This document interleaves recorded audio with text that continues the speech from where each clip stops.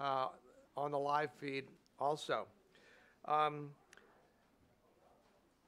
We welcome you if this is your first day to the conference, and we look forward to more good presentations, excellent presentations, and discussion today. Before I introduce this session specifically, I want to show a couple of slides. Is that visible and legible?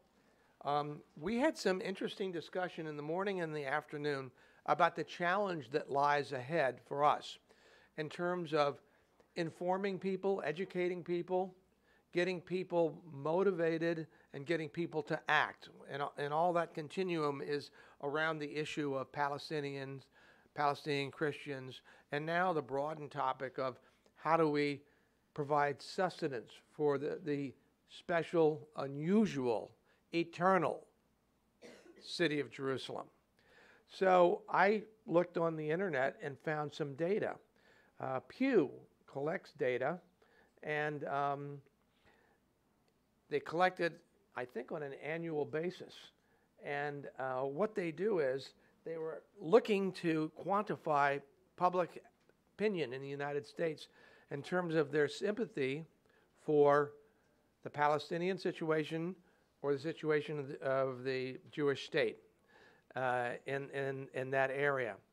And they looked at the data in terms of religion, how people profess, and then what their beliefs are, and also politically.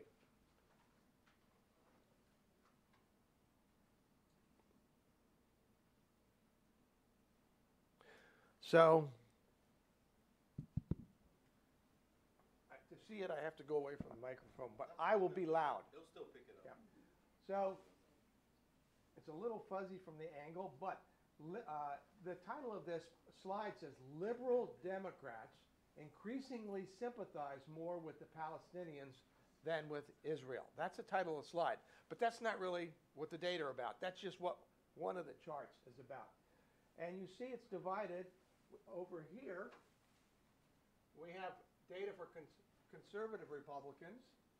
We have data for moderate or liberal Republicans. We have data for conservative or moderate Democrats, and we have data for liberal Democrats. And they're tracking this over a period of time from 2001 to 2016. So it's pretty recent, but it will not include events in the last 12 to 18 months. Okay. It will not include events for the last 12 to 18 months. So the declaration of the nation-state status for Israel and will not be reflected in these data, or any other things that have gone on, the uprisings and the repressions, and the new repressions and all that. So what you see here is and these are reliable data. Pew is a very reliable research organization. They use good sample size, good questioning techniques, good statistical management. And so over time, we see for conservative Republicans, 73% of them, is that 73? Maybe 79. 79 are more sympathetic toward Israel. And down here, we see a much lower, almost an insignificant percentage are more sympathetic toward Palestinians. When you go to slightly less conservative people, you see very same patterns. And notice how little change there is over a period of 15 years. Maybe little blips, but just very little change. Then you come down here and look at the conservative or moderate Democrats. And still, the number that are sympathetic with the Palestinians is very low. Is that 19%? It just doesn't do well from the side. And so it's almost 3 times as high sympathy for Israel. And not until you get to liberal Democrats do you see where the sympathies, and that's in 2016, actually cross over the sympathies for Israel. Now, I don't know what percentage of Americans consider themselves liberal Democrats, but let's say it might be 25%. Do you know? No. Let's say it's 25%. So the burden for us, the challenge for us, if we're trying to change knowledge and attitudes, look at what we're facing. the suggestion here is going forward with this, we better think about targeting messages, targeting opportunistic channels, because it would take a billion-dollar public relations program and probably a decade to try to move all of them. Let's look at the next view on this. And this looks by faith orientation. We got Protestants, we got evangelical Protestants, white mainland, black Protestants, and we go down to the Catholics with their then we've got, and what you see here is still, by religion, look at the tilt toward Israel, and the tilt is so strong for Protestants, that's like five times more sympathetic. Protestants, my people. White evangelicals, 79. I think that might be 85 or 90 now, if I had to guess.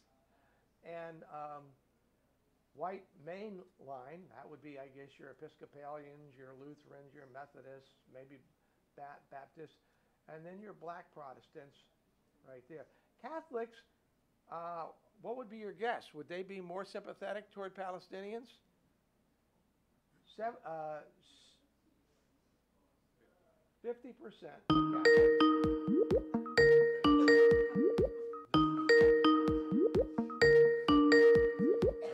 This is the fake media jumping in on me.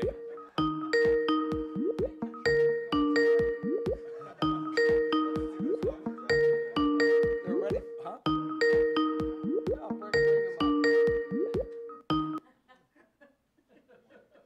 Alternative. Somebody thought I was putting up alternative facts.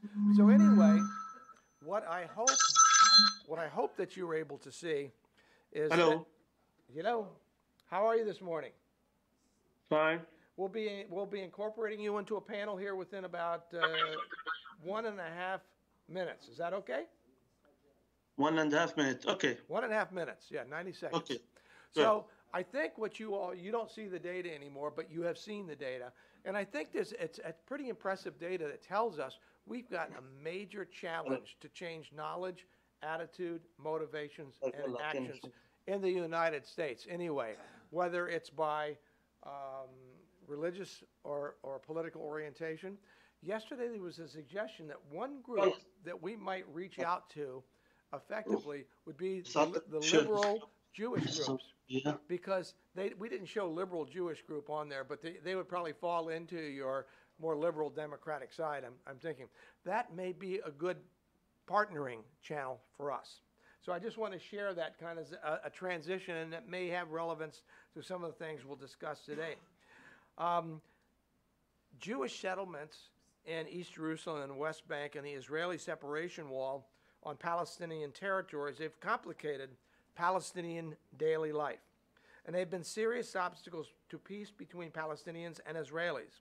This presentation, this panel this morning, will focus on their impact on Palestine and the larger issue of peace.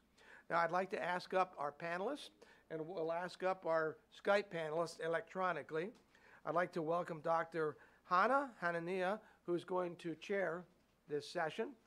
One interesting little fact, interesting to me, is we're kindred. We're from the same tribe. We're both dentists, if you can imagine that. Don't get nervous. We're not going to do any of that stuff to you this morning. And I'd like to ask you to come up and introduce your panel.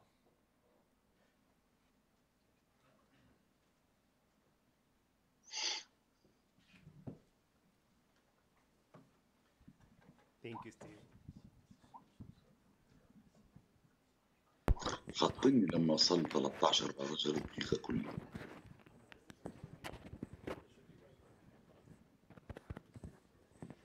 Thank you, Steve, for sharing these numbers with us.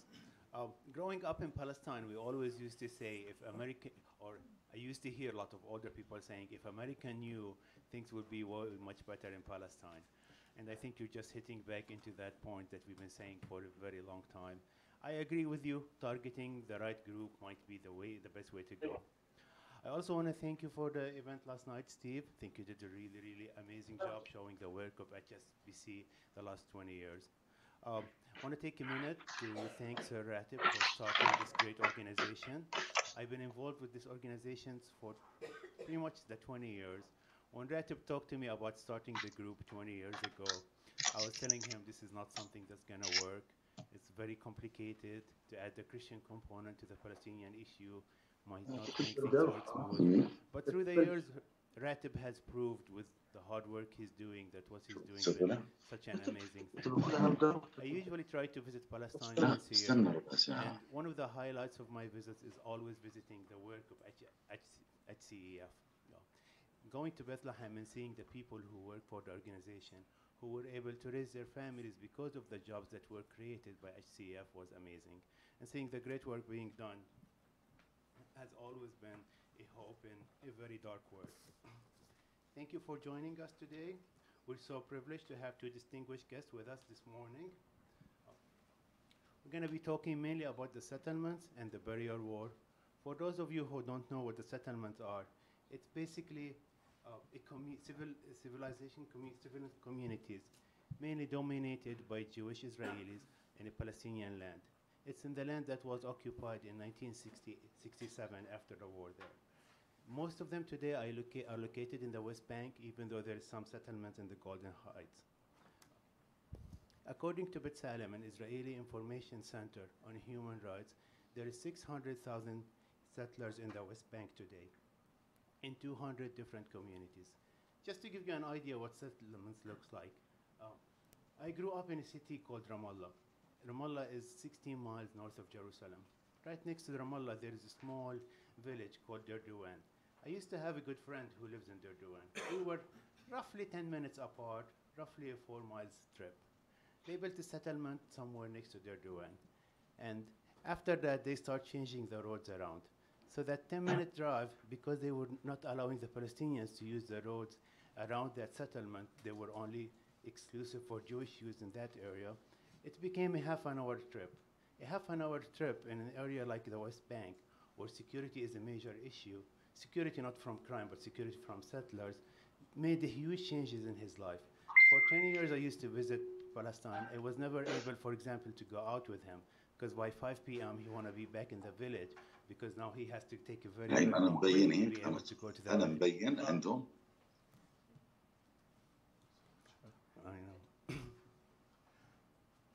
Did they hear us on Skype? Yeah, they can hear. Okay. So that was basically, and that affected his kids, affected the way they go to school and everything else. And that was just a very, very simple example of how settlements are changing things in the West Bank. Not to mention that the land that they built on, for the most part, was owned by Palestinian owners who they took their land away from them, and they still live right next to it. Now imagine how much every day they would feel when they cannot go to whatever it used to be, like their olive trees and so on. And this is something continuously happening every day. After that, they decided to build what we know as a separation barrier, or the wall. 85% of it was built inside the West Bank, according to B'Tselem, the same center. And what was the biggest disaster with the wall is that in many areas it ended up breaking communities apart, communities that lived for generations. Talking about different villages, in many areas it was just basically a wall drawn on the map without looking any consideration of what's happening to the people on the ground. I'm going to let our experts elaborate more on that issue. It's a great pleasure to have such two distinguished speakers with us today. I would like to introduce Dr. Jad Ishaq. Dr. Jad is the Director General of the Applied Research Institution, Jerusalem, ARIJ, which is a leading Palestinian institute that conducts research on agriculture, environment, land use, and water.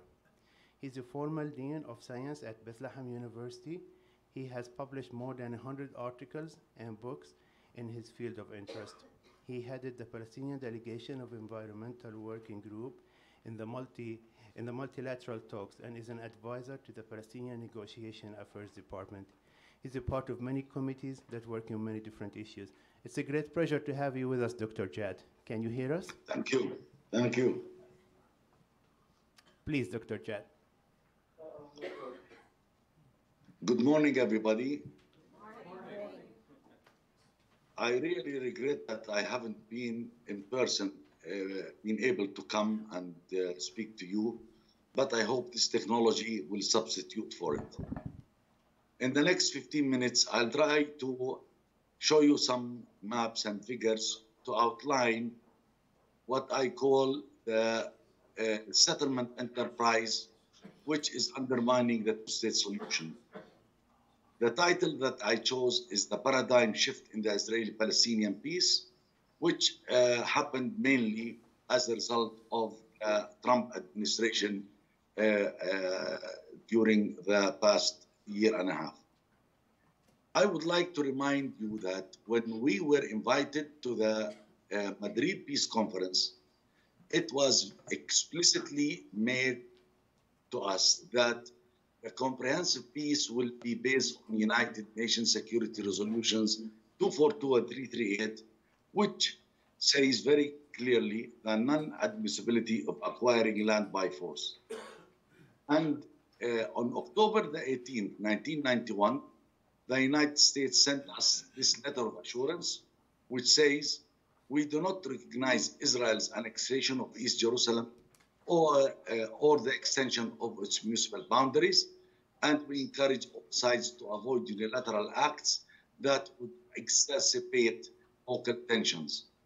This is just a joke, because what happened last year is totally different to what the letter of assurances was given to us. What we as Palestinians aspired for is a Palestinian state based on the 4th of June 67 border, which is the West Bank and Gaza, and a corridor that links to them. This is not a fair solution, but it was a real political solution which the PLO and the Palestinian leadership accepted, granting Israel 78% of mandate.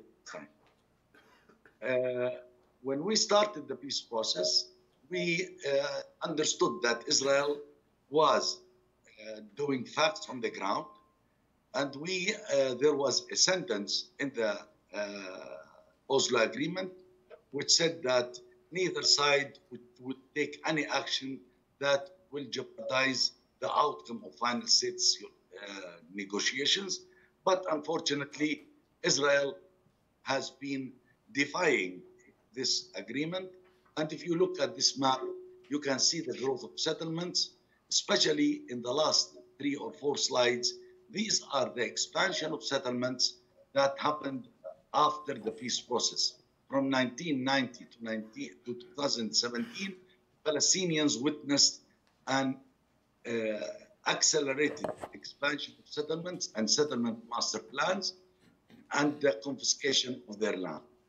Originally, they started closing Palestinian areas for military purposes or for mined areas between us and Jordan, or as nature reserves, or as declared state land from by the occupation forces.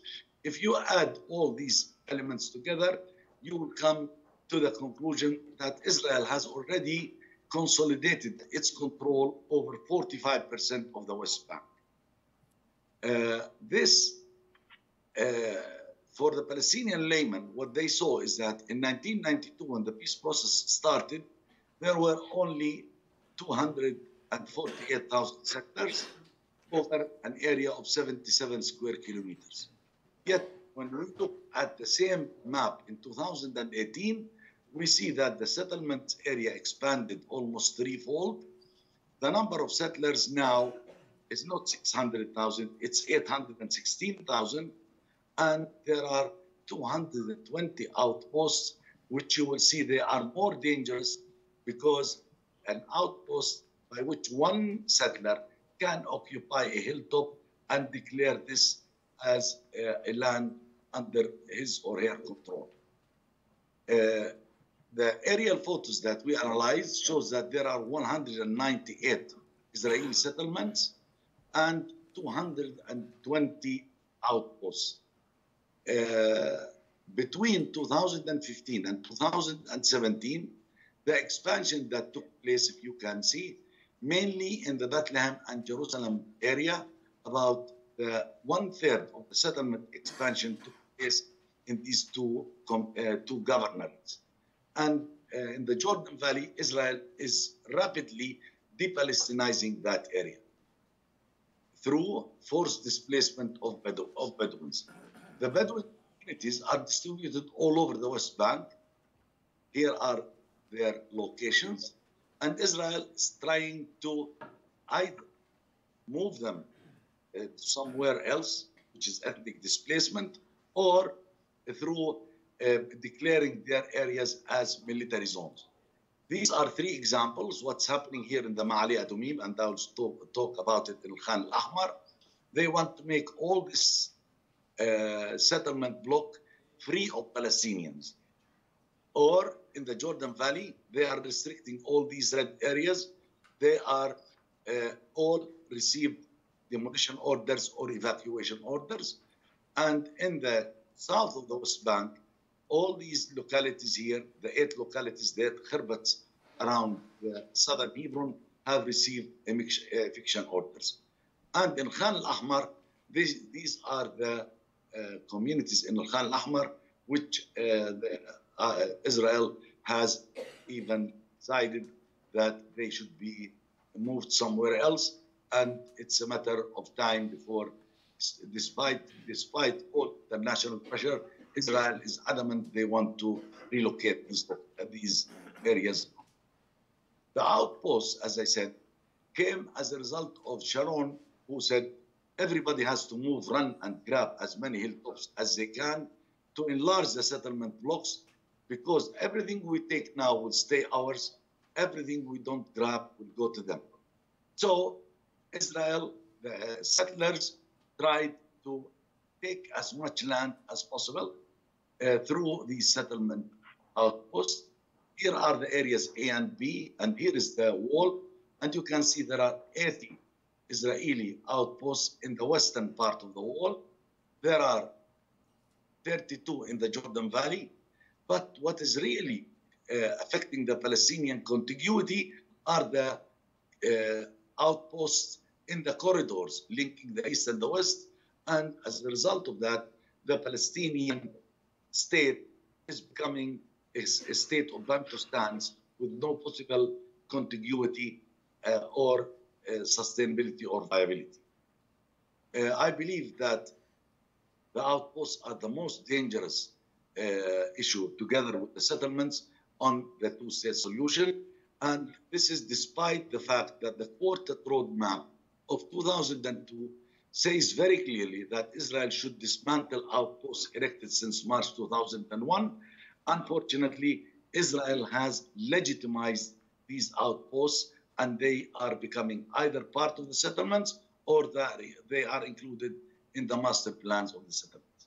To show you how these outposts are destroying the two-state solution, here is an example of East Na'ali.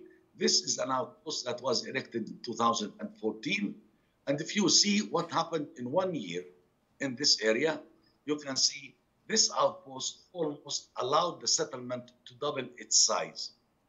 So one outpost caused this expansion or extraordinary expansion of the settlement.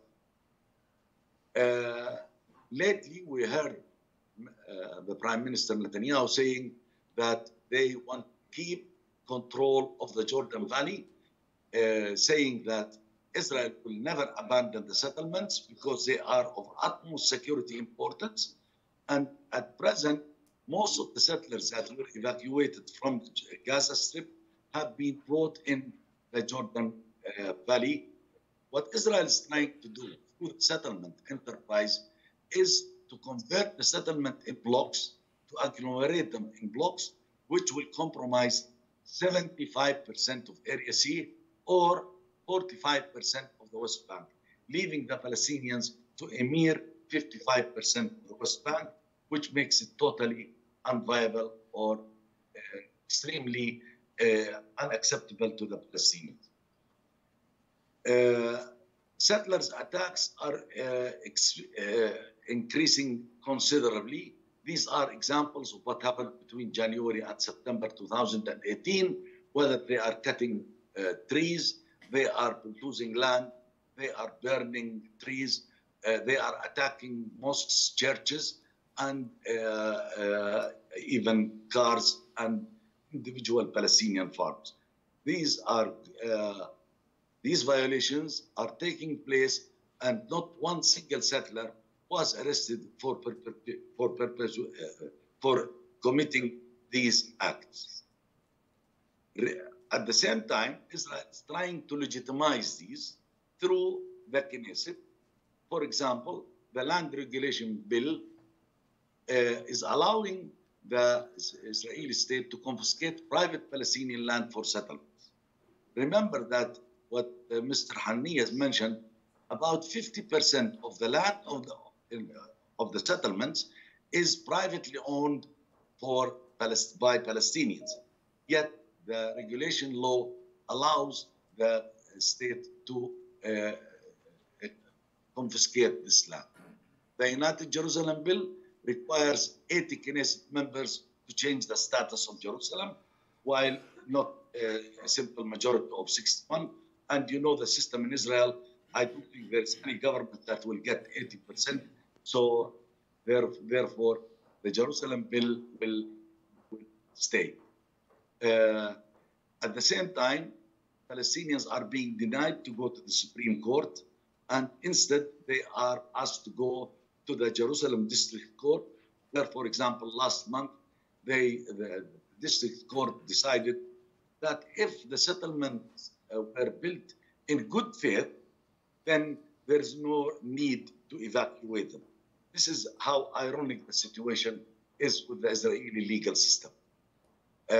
Israel also passed a law in March allowing the Interior Minister to revoke the Palestinian resident status of Palestinians in East Jerusalem who are engaged either in terror or anti-Israeli activities. The Greater Jerusalem Bill was passed, which allowed the borders of Jerusalem to expand to include 3 major settlement blocks, and I would say 4 in fact. Giv'at Ze'ev, Ma'ale Admim, and Gush Etzion, and I will show you what does that mean. Finally, in July, Israel passed the Jewish State Bill, which says very clearly the right to exercise national self-determination is unique to the Jewish people, and there is no mention of any equality for the 20% who are the Palestinian population in Israel proper. And it says also that the development of Jewish settlement is a national value and will act to encourage these settlements. In Jerusalem, what is happening is that Israel changed through gerrymandering, changed the status of Jerusalem. Jerusalem was one city until 1947, when it was after 1949, it was divided into East and West Jerusalem.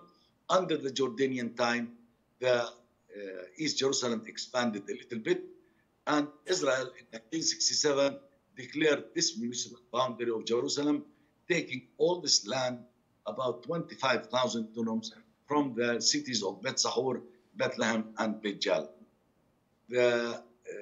Nobody in the world recognizes this border of Jerusalem, except perhaps for the American administration. And they declared 2/3 of East Jerusalem, which is owned by the Palestinians, and as green areas where Palestinians are denied the right to develop or to utilize these areas. As for the settlements, Israel now has 55,000 settlement units ready for construction.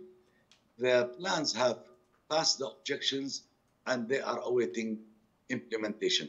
And here are the town planning schemes that have been approved and ready for implementation.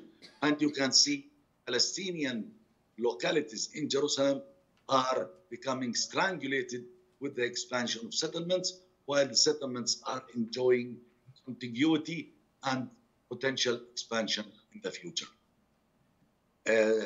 As a result, Palestinian neighborhoods in East Jerusalem are becoming human warehouses. I will show you one example, what I mean by this, because this is really an issue which will face us during the coming year. Here I will choose to show you what is happening with Kufr Aqab and Semiramis. This, it's part of municipal boundary of Jerusalem, and the rest is in Area C. This area is about 6,650 dunams. Israel built a settlement and confiscated this land as a result of the wall. This is the settlement that was built on Semiramis. What is left of Kufr Aqab is this area, which is approximately 2,400 dunams. When we try to see how many people are living there, West Bankers alone are about 14,000 people. But because Israel is denying Jerusalemites the right to construct and to build in their Palestinian neighborhoods, many Jerusalemites are now moving to live in Kufr Aqab. So the population there reached 65,000, which means that the population density in Kufr Aqab now is 46,000 people per square kilometer, which is the highest in the world. And according to the plan, the Trump administration, they would like to relinquish Kufr Aqab and give it to the Palestinian Authority, where 46,000 people per square kilometer, no infrastructure. It is almost like a black hole. I don't know how can we make it viable or sustainable. Israel also is working in Silwan to convert it into its neighborhood. All these houses shown here in green and red have taken one by one, and now they plan to build the King's Garden on this brown area, which will result in 80 Palestinian houses to be demolished and to replace them for the building settlements or a community center for the tourism. Israel has revoked about 15,000 Jerusalemites from their residency, and unfortunately, the status of Palestinians in Jerusalem have been changed from a citizen to a permanent resident for 10 years, which you can understand the implications of such. So they are becoming, not citizens, not indigenous population, but they are at the mercy of the Israeli government. What is happening in Jerusalem is that with the expansion of the borders to include these three major settlement blocks, the population of Palestinians, the percentage, which is now 38%, will drop down to 20%, because I believe that Israel wants to add these three settlement blocks plus another finger, which is where it will link Jerusalem to Beit El.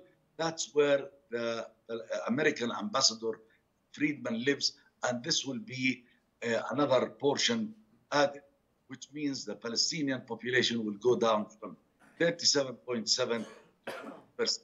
By simple gerrymandering, they are playing with the indigenous population, and Palestinians will be limited to less than 12% of the area that of these expanded borders to be able to survive.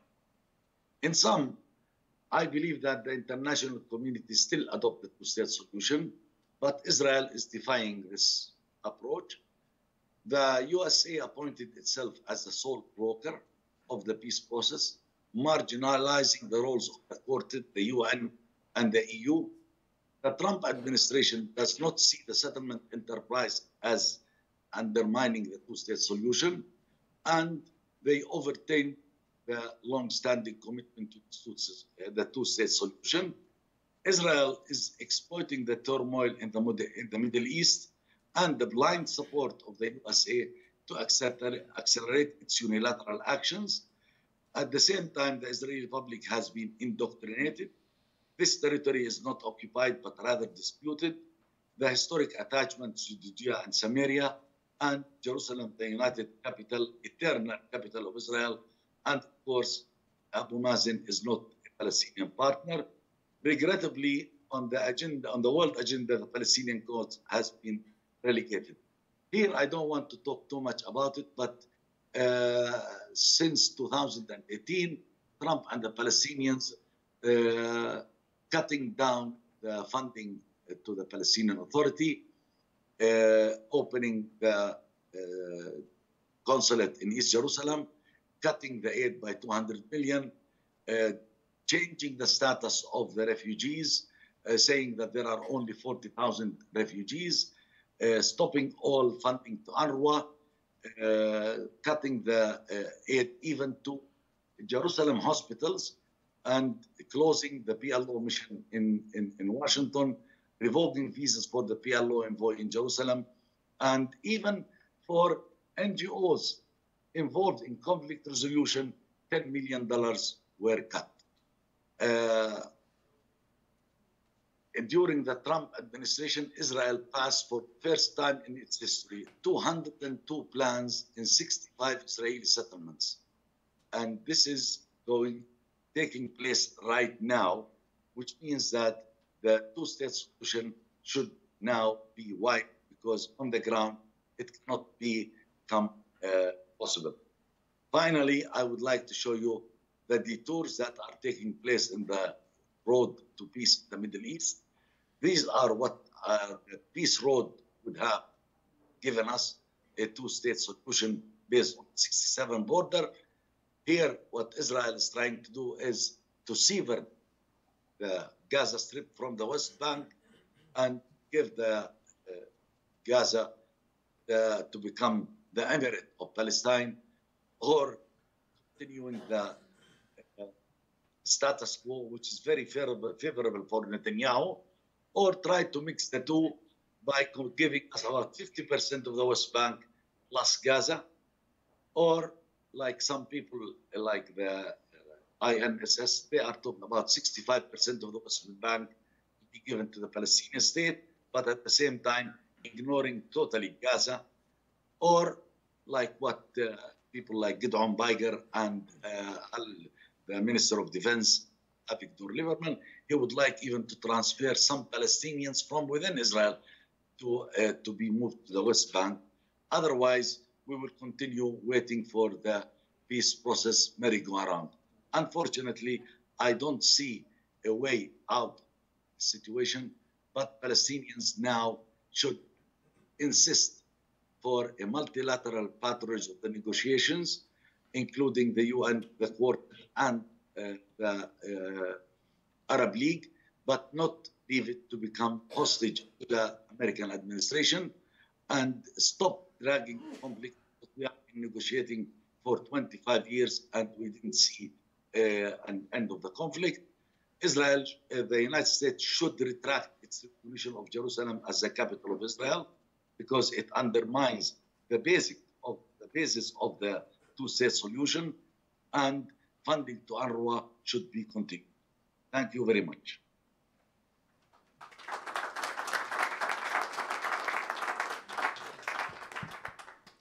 Thank you, Dr. Jad. That was very, very useful information. I remember growing up, Kfar Aqab was a very small neighborhood on the outskirts of Ramallah, was a very undeveloped, with very little people living in it. Now, because Kfar Aqab happened to be inside the barrier wall, a lot of people are moving from Jerusalem to it. Because many times when they built that wall, like there's so many families that their kids, for example, go to school inside the wall, outside the wall. And to cross through the wall, sometimes it's a 2-hour trip. So what many of them end up moving. So this very small neighborhood outside Ramallah became pretty much double the population inside this whole city. It became 65,000 people living in it. Probably there were less than a few hundred people just 20 years ago. Thank you, Dr. Jad. Our next speaker is a very caring friend who I had the privilege of working with on many exciting projects in the past. He dedicated a major part of his life promoting human rights to all. Khalid, a pleasure to have you with us today. Khalid Al-Jindi is a fellow in the Center of Middle East Policy at Brooklands and a founding board member of the Egyptian American Rule of Law. I'm always excited to get your articles and read your analysis on the situation, Khalid, and I'm very excited that you're finalizing your book, Blind Spot, America and the Palestinians, from Balfour to Trump. Great pleasure to have you with us, Khalid. Thank you, Hanna, and thank you all. Is it okay if I stand at the microphone? Because I have a couple slides actually to run through. A lot of my slides, well, actually, it's just one slide, sort of focus in on Jerusalem.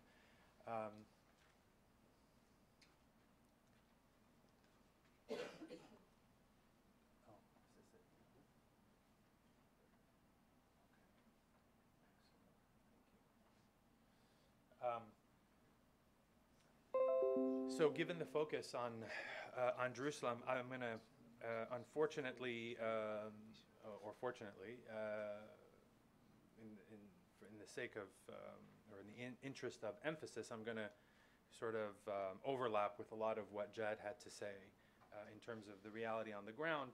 And then I want to talk mainly about the political implications. This is a map, of course, of Jerusalem. You can see the Palestinian built-up areas from Ramallah in the north to Bethlehem in the south. You see that Central Ridge really is the main population hub of the West Bank along the center strip of the West Bank.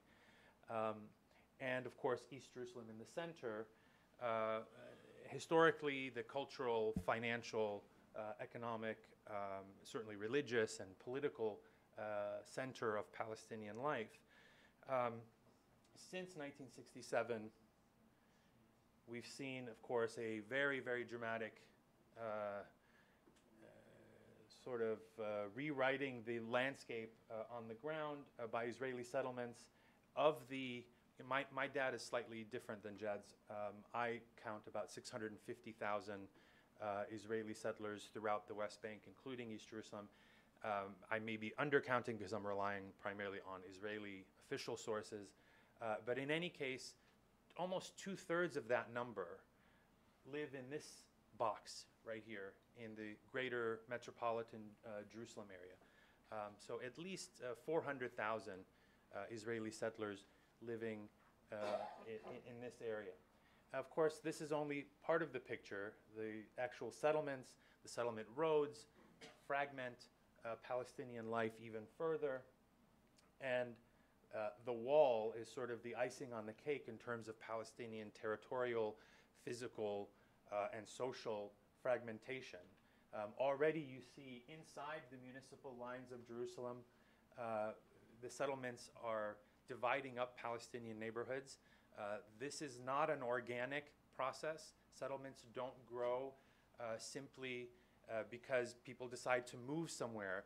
These are strategically, every house, virtually every house, every road, every stone that is laid is part of a strategic plan. If not an officially published government master plan, then certainly an informal vision for Israel's complete control, first of the area surrounding the old city, right in the center, and then in the municipal area of Jerusalem, and then a ring of settlement blocks around greater Jerusalem, all of which is designed, of course, to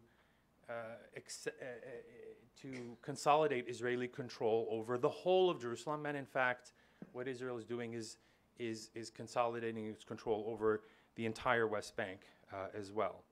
The peace process was supposed to undo this process.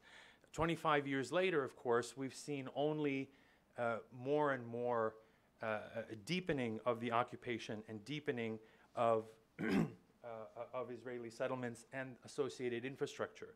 The result that we have is you have about 300,000 Palestinians who are affected inside East Jerusalem, historically Palestinian East Jerusalem, who are cut off from the West Bank. They're not part of the Palestinian Authority. They don't get services. They don't get government services that other West Bankers do. and they're also denied services by the Israeli municipality. Palestinians make up about 38% of the city's population, but get just 12% of their portion of the municipal budget is about 12%.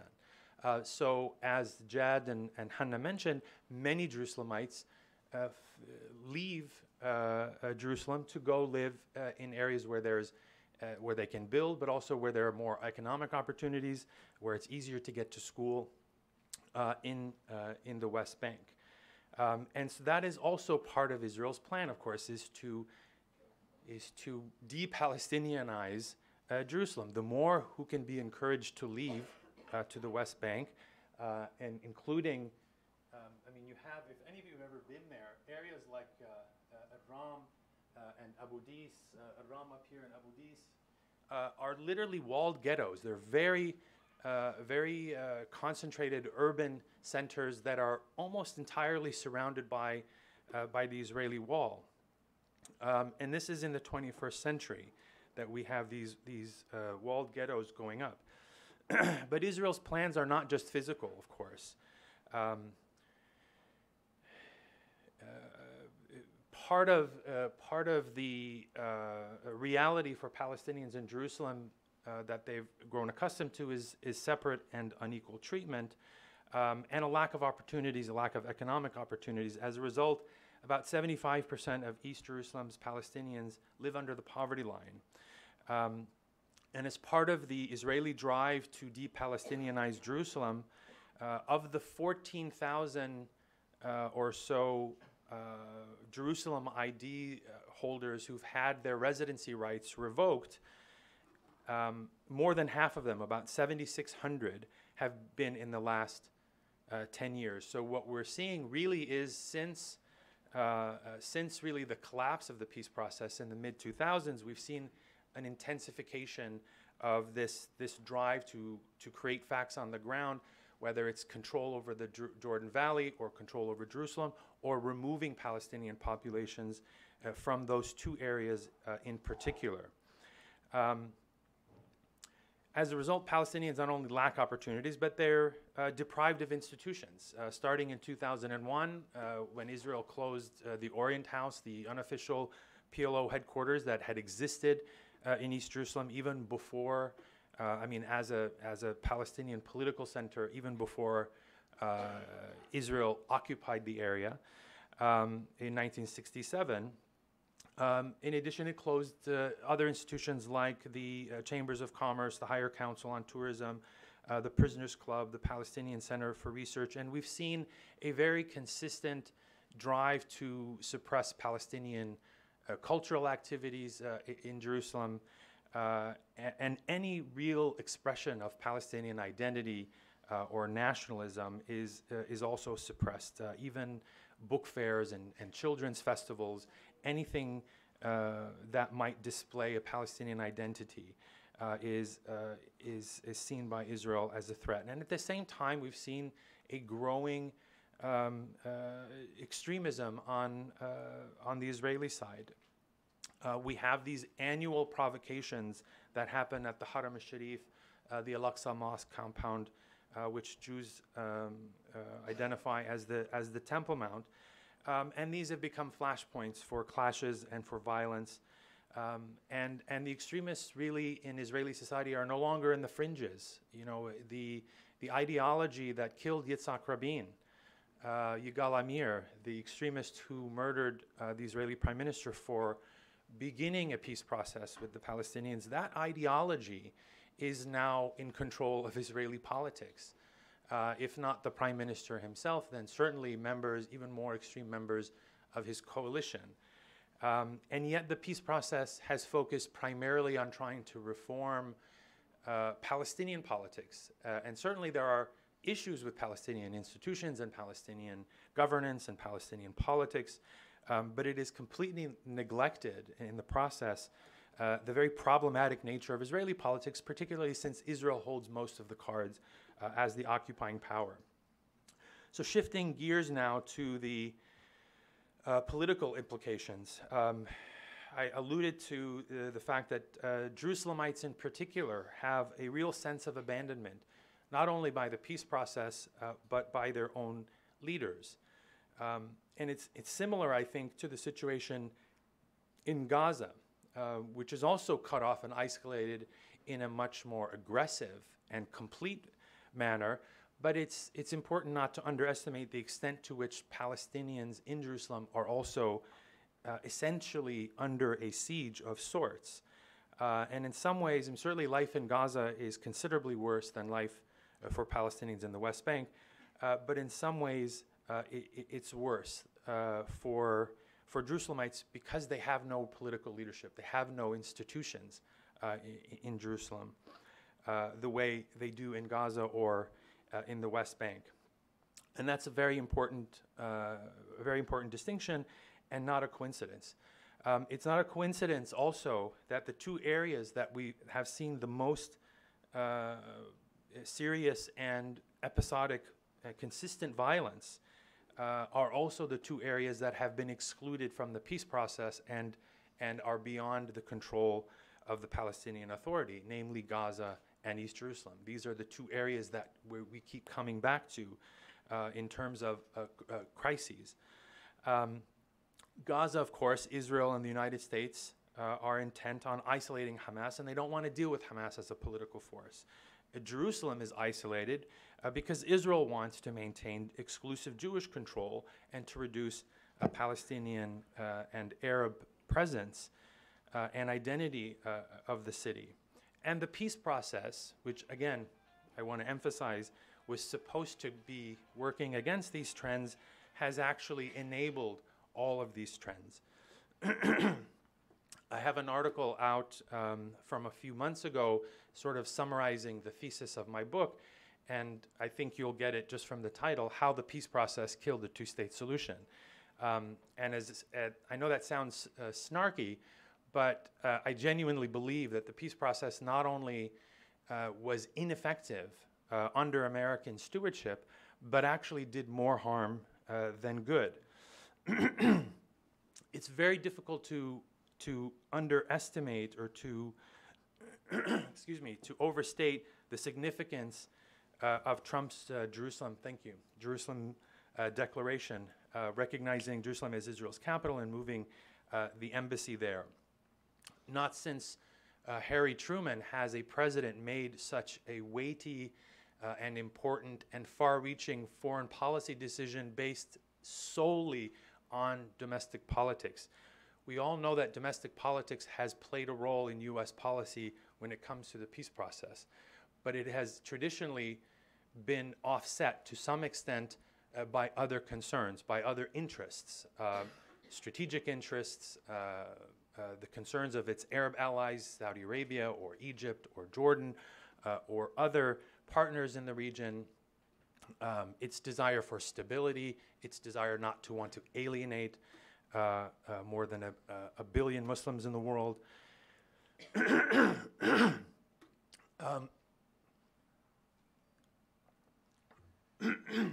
But the declaration, the Jerusalem Declaration, was very similar in that sense to Truman's decision to recognize Israel within just a few minutes of Israel's Declaration of Independence against U.S. policy and against the advice of his State Department at that moment, and several State Department, his UN staff, State Department officials at the UN were about to resign en masse because of what Truman did at the very last second in recognizing Israel. And I think it's comparable to what Trump has done against the advice of the State Department and even the Pentagon and the intelligence community. This was a decision based solely on domestic politics. Every president since Truman has understood that there can be no viable peace without Jerusalem. Since the late 1990s or early 2000s, American presidents have understood that a Palestinian state would require a capital in East Jerusalem. President Clinton understood that. President Bush understood that. Obama understood that. This president not only does not understand that, but is actually rewriting the rules of the peace process. so that we're no longer really talking about 242 and land for peace and even a two-state solution, but something very, very different. I don't accept the idea that this administration is working for a two-state solution with a different emphasis or in a different way. I think what this administration has in mind is not a sovereign Palestinian state of any kind, but really a consolidation of the status quo, a normalization of the one-state reality that exists under Israeli occupation. Jerusalem, of course, you all know the Palestinians have been boycotting the Trump administration since the Jerusalem Declaration. But as I suggested, the US-led peace process was already dead really before Trump came to office. As I mentioned, 242 has been eroded over time. It wasn't simply a leap that Trump made at the last minute. The United States has insisted on 242 as a pillar of the peace process, while at the same time never challenging Israel's occupation. The United States has frowned on settlement activity. Every administration has said that it's bad. Whatever language they used, whether it's watered down or not, they've always said that settlements are bad, but at the same time, those very same presidents have built in various loopholes to allow Israel to continue building settlements, particularly in Jerusalem. Jerusalem was the big exemption from a settlement freeze in the 90s, in the 2000s, and of course today it's actually being normalized essentially by the Trump administration. Over time, for the Palestinians, the costs of the peace process have steadily gone up, while the potential returns have steadily gone down. Again, this was a process that was happening over the last 25 years at least, and it was not simply something that happened with President Trump. Trump is sort of the icing on the cake, but the peace process was already dead. What Trump has done essentially is to dance on the grave of the Oslo process. So we're now we're not entering, but we're actually in an entirely new phase where we're probably not dealing with a two-state solution. I don't know how we get to a two-state solution where the party that controls things on the ground and the chief mediator no longer support a two-state solution, Israel and the United States. It cannot be only that Palestinians are the only, and the Europeans, and to a certain extent the Arab states are the only ones now who officially support a two-state solution, but those who are in a position to try and make it a reality are simply no longer there. And so we need to think about alternatives.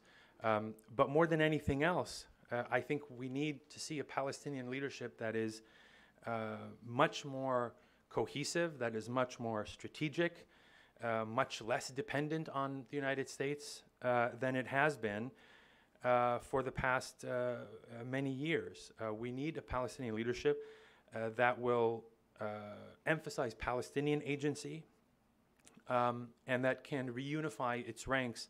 Otherwise, I see that as the very first step before there can be any sort of talk about a diplomatic solution. Thank you.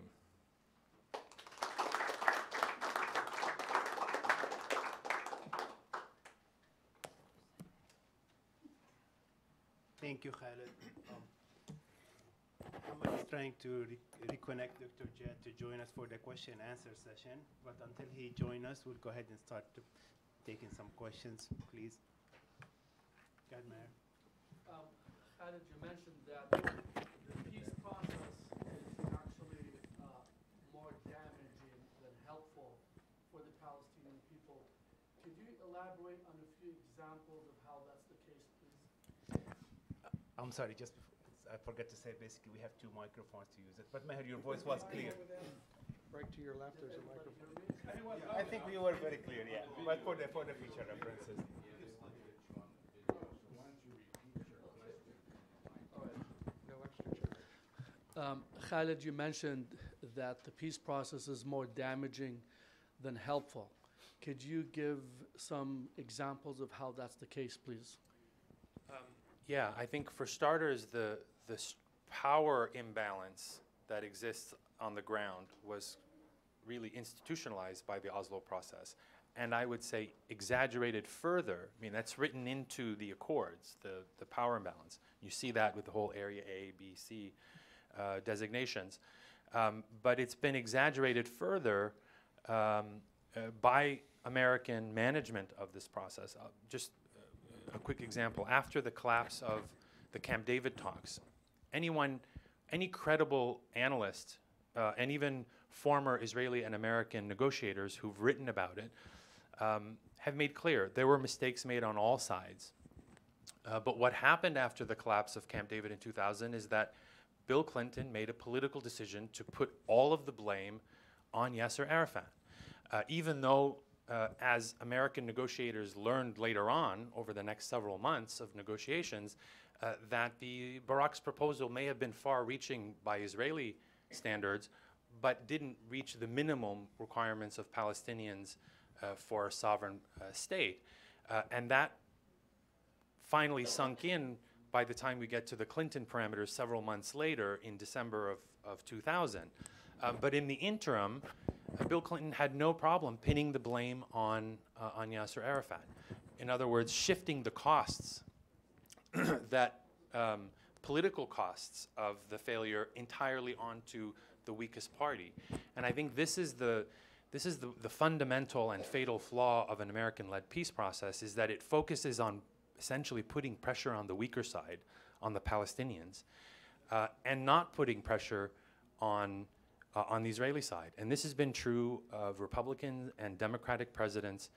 George H.W. Bush, the father, is the last American president to actually put any meaningful pressure on Israel. That's one of the great ironies of the peace process, is that the philosophy of the process was based on the idea that we have to hug Israel and make Israel feel secure and confident in order for them to make risks, to take risks for peace and make those concessions. Well, the opposite has proven true.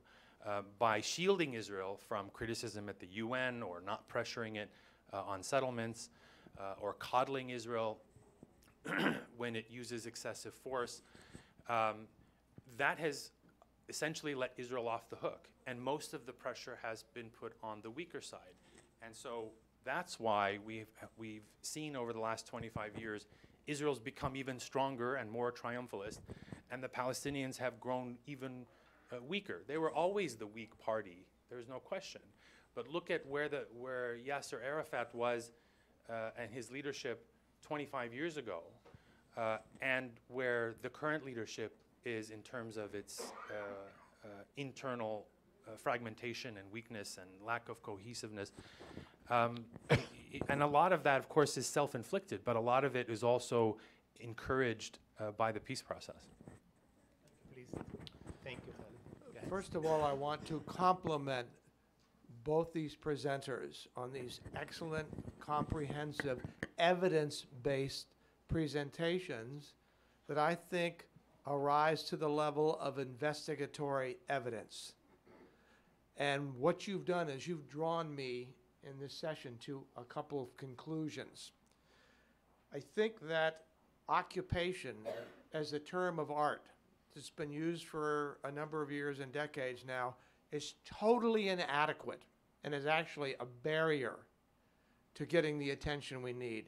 Because occupation almost sounds like status quo, passivity, don't make anything boil over and all that. Yesterday, we had a little bit of discussion about the term apartheid. And I noted that a lot of people in the West think that apartheid is a radical term that should not be thrown around facilely for these kinds of situations. And I think yesterday, we might have come to the conclusion that if you look at the parameters of apartheid in history, they're there. They're there. Now, I had already written down the word here, siege, before you brought it up. And I think there is some lexicon here that comes out of decades of terrible experiences for the world. And in this case, I think what we're seeing is a multi-pronged siege to choke off Palestinian society and coalesce Israeli occupation.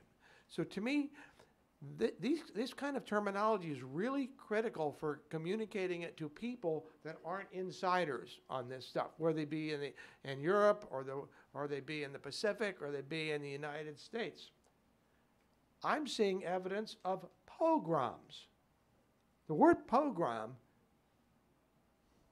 startles and reminds Jewish people about things that have happened in the past and may still happen in some places. Broad human rights violations. Cultural genocide. Now, when I'm a scientist, and I'm giving you terms, I'm trying to find descriptive terms based on objective evidence that I'm seeing in the record. And finally, one that makes me shudder a little bit is, I think based on the evidence we see, and you pretty much suggest this, that Israel has come up with the definitive solution, a type of final solution that can be executed within just the widest boundaries of human immorality, and that this final solution basically freezes a population through ghettoization, internment camps, and imprisonment. Now, I'm not intending that these be seen as inflammatory or rhetorical comments. I'm telling you, I'm trying to be as level-headed and analytical about this as I can. And I think it's time to move on to the next. Let's define our terms. Let's use them in a negotiating and diplomatic way rather than a strict accusative way, because even people who don't know Palestine well or these situations do have a sense of things in history, whether it's Rwandan genocide or the slaughter of the Jews or the indigenous people in America. The footprints, these horrid footprints of history are there, and they're being traced out right before our very eyes. We've got to go to the next level. Thank you. Thank you. There was a question I was asking. Would like to comment? Go ahead and disagree with me on that. I think he was Go ahead, first. Ambassador. Khalid, David Mack from the Middle East Institute. And I've always appreciated the realism you bring to this issue based on your past experiences with both our government and the Palestinian Authority government, and at least at times across the table to the Israeli government. So I'm going to ask you if you agree to the following assumptions about what the U.S. government should do, about what the Palestinian leadership should do, and about what organizations like HCEF should do. As for the U.S. government, I don't see any daylight for the next 2 years. Whatever happens in the upcoming elections, I'm increasingly doubtful that we will ever see the famous deal of the century, 40 pages, and so on. And I'm pretty sure that if we did see it in what I understand to be the current format, it would be basically a deal that would get people like the Saudis and the Qataris and the Kuwaitis and the UAE to help the Trump administration buy off Palestinians, provide them with some kind of economic benefits in return for them giving up any realistic political objectives. So I think all we can do on the US government is try to get a new government in 2020. You'll have to tell us what you think the Palestinian government authority should do, but I would submit that unless they can get a greater degree of unity between the different wings and factions, including the Gazans, and reconstitute greater support from the Arabs that Washington pays attention to for strategic reasons, which are Egypt, Saudi Arabia, other Gulf states. That will be unlikely. They will be unlikely to really get useful attention here in Washington, or from the Israelis, or even from the Europeans. Now, as to what you might recommend to organizations like HCEF, my church has been a supporter of HCEF for 20 years. We believe in what the organization is trying to do, and like-minded organizations that are trying to help make life better in practical ways for the Palestinians who are there in Jerusalem and in the territories, and also trying as much as possible to improve the perceptions of the American public. My own feeling is that this is basically the humane and moral thing for us to do, but there are people who say, to heck with it, just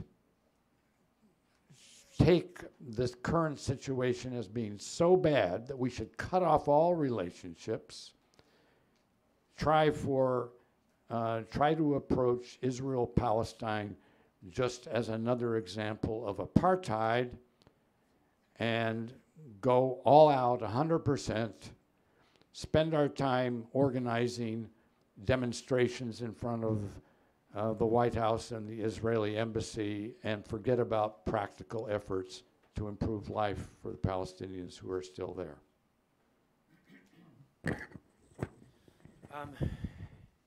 I share your skepticism on the deal of the century. I think whatever the details are don't matter so much, because we know all that we need to know about the plan. Jerusalem is off the table, refugees are off the table, Palestinian sovereignty is off the table, and the rest, as they say, is commentary. So yes, it's mainly an economic package paid for by Arab Gulf states.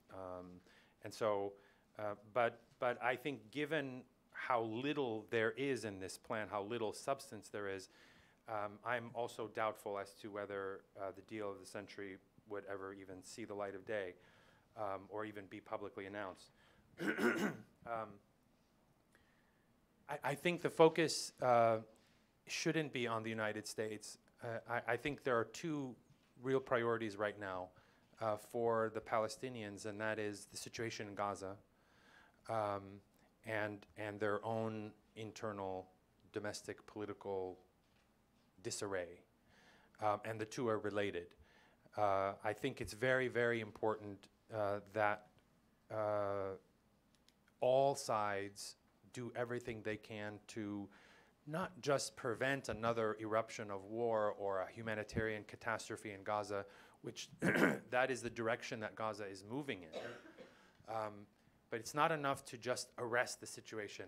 Life in Gaza has to be normalized or put on a path towards normalcy. The border operations have to be normalized. And this is one of the great failings of the peace process.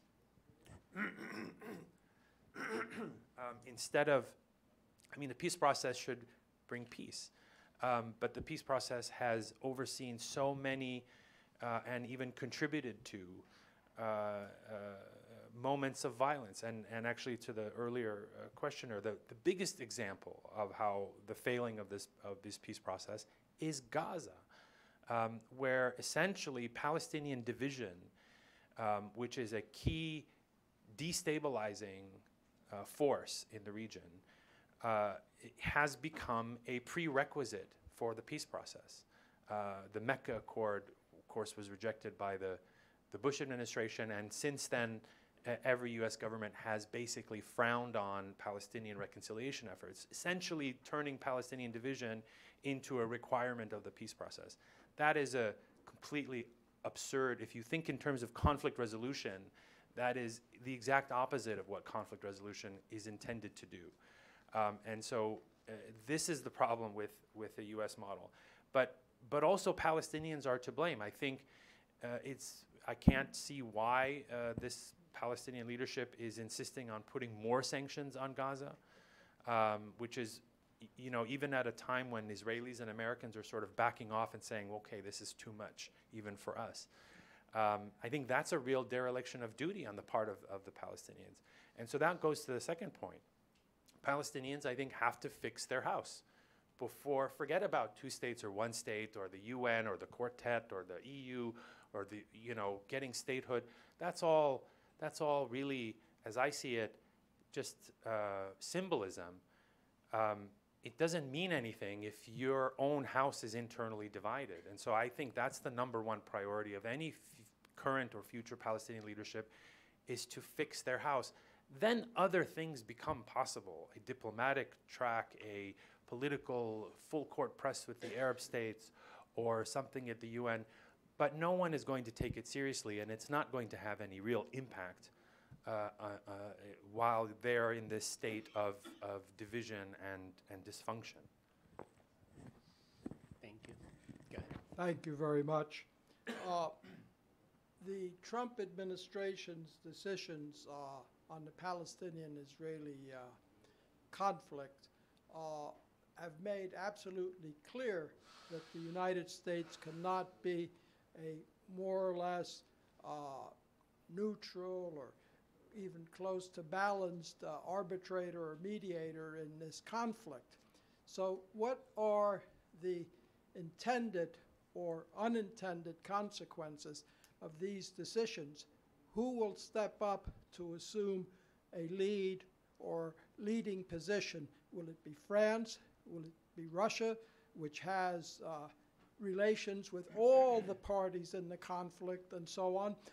Will China join in? It's becoming more important in the region. How about the role of the leading Latin American states, Brazil, Mexico, countries in Africa? And please answer the question also in the context of the role of international law in looking at this conflict. What role will the UN play, especially the General Assembly? What role will civil societies in the United States and Europe and perhaps elsewhere play in moving towards a more or less balanced and fair outcome? All of the international actors that you mentioned are, of course, players in their own right. They have influence, they have assets and equities that they can bring to the table, and that Abu Mazen has been pursuing. France, China, even Russia. But none of these actors, individually or together, have anything like the sort of prestige and clout that the United States brought to this process over the last quarter century or more. The U.S.-led peace process began in the 70s with Kissinger and the Egyptians and Syrians in that process. So there's no one party that has influence with Israel in particular, like the United States. Certainly the French don't.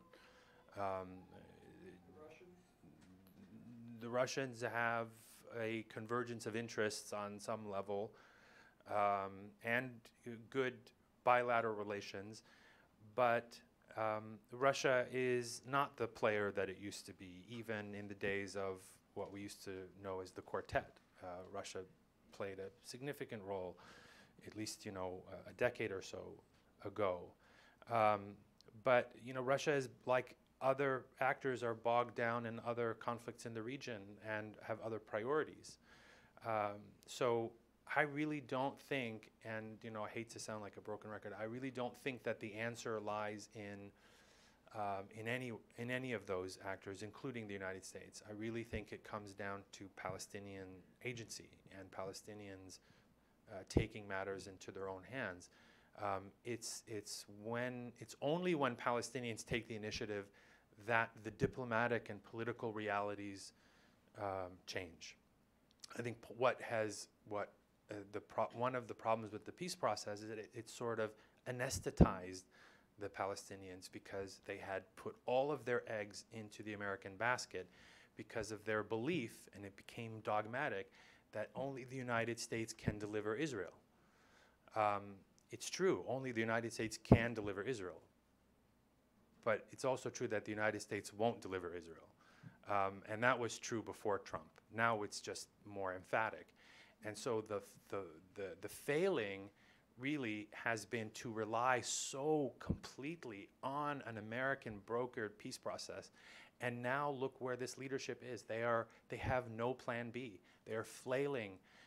They're grasping at straws. And so I would suggest that all of those tools are important.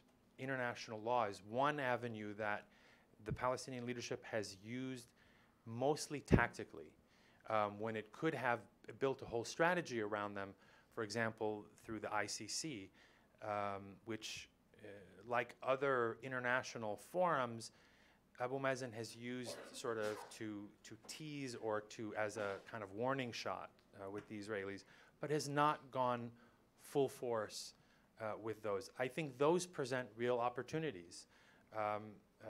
And maybe that's what the Palestinian leadership is reassessing now, is to build a strategy around international law, rights, rights-based approach, and using international mechanisms to their advantage. And they're not entirely without leverage, but they haven't used it strategically, and also I think they're handicapped by their own internal weakness and division.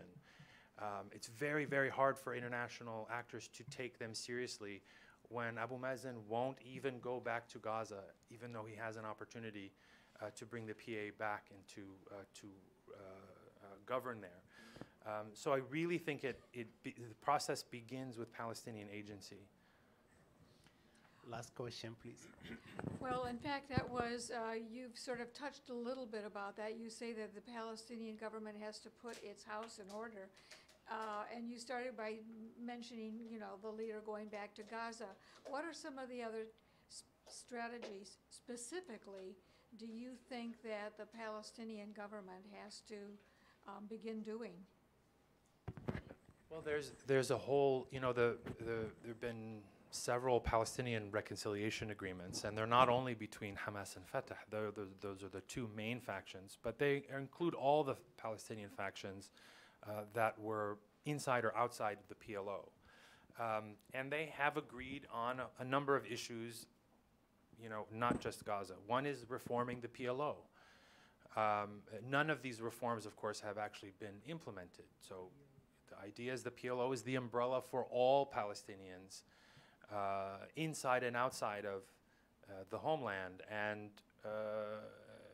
it hasn't been for a very long time, for more than 20 years. You have major factions like Hamas and others who are clearly very politically significant but are still outside of the PLO framework. How then is the PLO the sole legitimate representative of the Palestinian people? That's just a mantra. The PLO was representative because it was genuinely an umbrella that was inclusive of all trends and factions, and it was a very difficult balancing act to maintain that cohesion and consensus internally. And Yasser Arafat was quite good at it in the 70s and the 80s, but the PLO has lapsed, and the PLO has become it's a shadow of its former self. So reforming the PLO, restructuring the PLO. I'm not sure, some people call for elections in the West Bank, Gaza, and East Jerusalem. I'm not sure that's the solution, because elections are sort of what got us into this mess in the first place. You can't guarantee the outcome. What if Hamas wins again? What if, if they... So I think what's more important than an election should be the product of a political consensus on the basic rules of the game. When you have that, then you can have an election and no one will dispute the outcome. But if you have disagreement on the basic rules of the game, then you get what happened in 2006 where the outcome is not seen as authoritative. The outcome creates more problems than it solves. So, reforming the PLO, making it inclusive.